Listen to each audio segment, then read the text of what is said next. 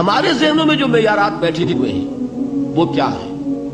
کامیابی پیسے سے ہے، کامیابی جائیداد سے ہے، کامیابی کاروبار سے ہے، کامیابی شہرت سے ہے، کامیابی اقتدار سے ہے.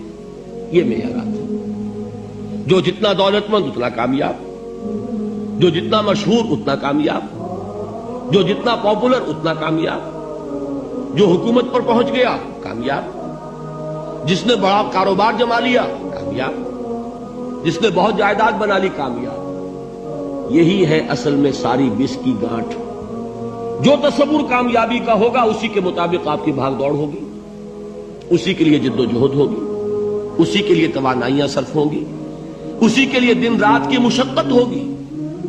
یہ ہے اصل شے جس کی یہاں نفی ہو رہی ہے.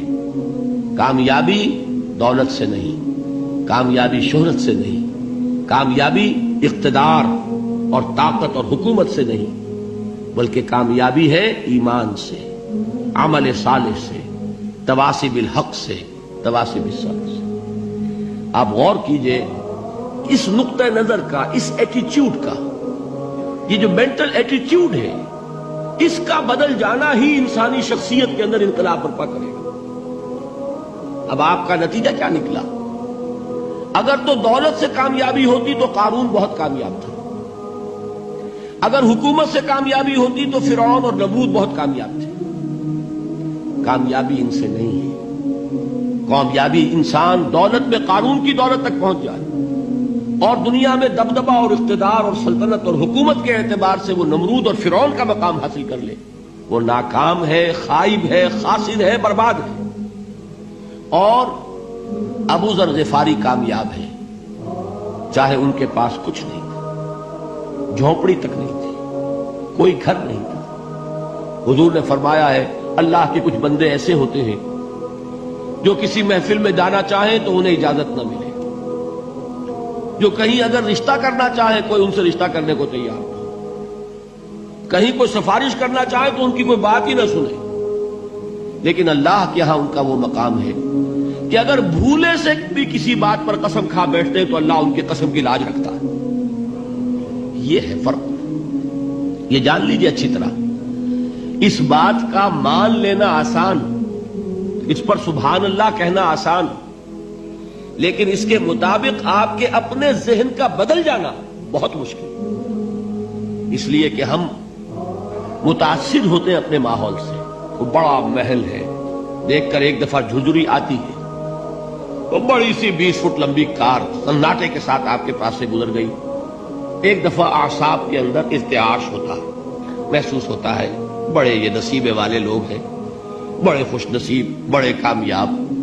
حالانکہ کچھ معلوم نہیں کہ یہی سب سے بڑی بد نصیبی ہو سکتا ہے کہ یہی سب سے بڑی ناکامی ہو. اگر ذہنوں میں یہ بات بیٹھ جائے کامیابی کس شے سے.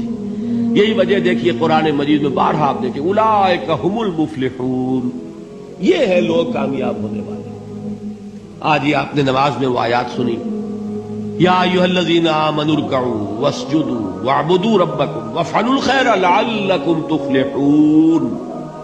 اے ایمان والو، رکوع کرو، سجدہ کرو، اپنے رب کی پرستش اور بندگی کرو اور اچھے کام کرو تاکہ تم کامیاب ہو جاؤ. تو کامیابی کن چیزوں سے ہے؟ یہ ہے سب سے بڑا سبق. یہ ہمارے دل میں اگر بات بیٹھ جائے، ٹھک جائے، تو زندگی بدل جائے گی.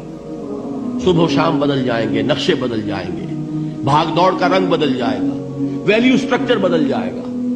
آج وہ ایک چیز نہایت اہم نظر آ رہی ہے، کل نہایت غیر اہم نظر آئے گی. جیسے کہ حضور کی حدیث ہے مالی وللدنیا، مجھے تمہاری اس دنیا سے کیا سروکار ہے.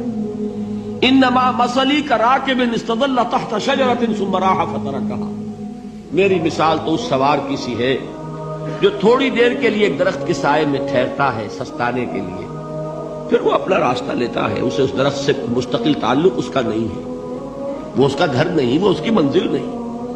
اسی طرح یہ دنیا میرا گھر نہیں ہے.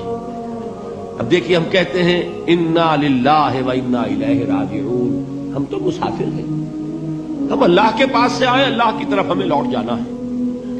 کن فی الدنیا کانک غریب و عابر سبیل، حضور فرماتے ہیں دنیا میں ایسے رہو جیسے کہ تم اجنبی ہو یا راہ چلتے مسافر. لیکن یہ طرز عمل کب ہوگا؟ جبکہ یہ آیت ہمارے ذہنوں کے اندر بیٹھ گئی ہو، والعصر ان الانسان لفی خسر الا الذین آمنوا وعملوا الصالحات وتواصوا بالحق وتواصوا بالصبر۔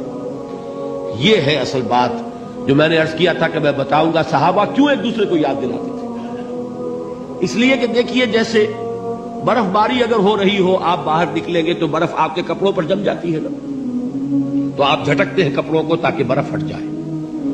ہمارے ایمان پر اس دنیا میں رہتے ہوئے جب ہم متاثر ہوتے ہیں ماحول سے تو گردہ آ جاتا ہے، برف پڑ جاتی ہے، اس کو جھٹکتے رہنے کی ضرورت ہے، اور وہ جھٹکنے کی بہترین اور مؤثر ترین شکل یہی ہے کہ یاد رکھو کامیابی ان چیزوں سے نہیں ہے۔ چمک دمک جو ہے دنیا کی، یہ ساری چمک دمک جو تمہیں رجھا رہی ہے، جو تمہیں اپنے اندر گم کیے ہوئے، یہ لفظ گم پر اقبال کا وہ شعر یاد آ گیا کہ کافر کی یہ پہچان کے آفاق میں گم ہے، اور مومن کی یہ پہچان کے گم اس میں ہے آفاق۔